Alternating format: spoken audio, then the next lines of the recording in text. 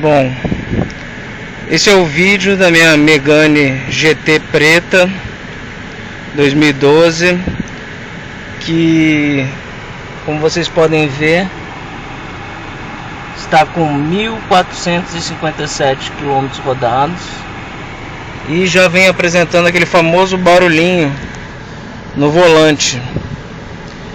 Então eu vou ver se vocês conseguem ouvir. Agora eu estou com o ar-condicionado ligado, eu vou desligar o ar-condicionado e tirar o barulho da ventilação. Bom, nós estamos só com o barulho do motor, vamos ver se dá para ouvir.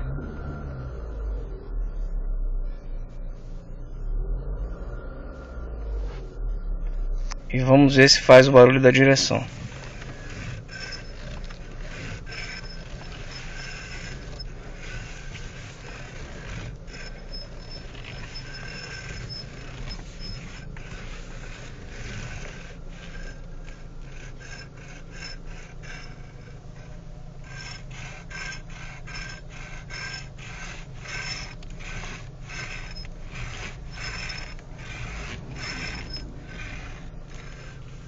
Como vocês podem ver, é um barulho que incomoda, mas que na presença do ar-condicionado ligado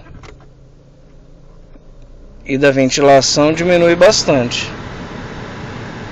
Bom, um abraço ao pessoal do fórum, até mais.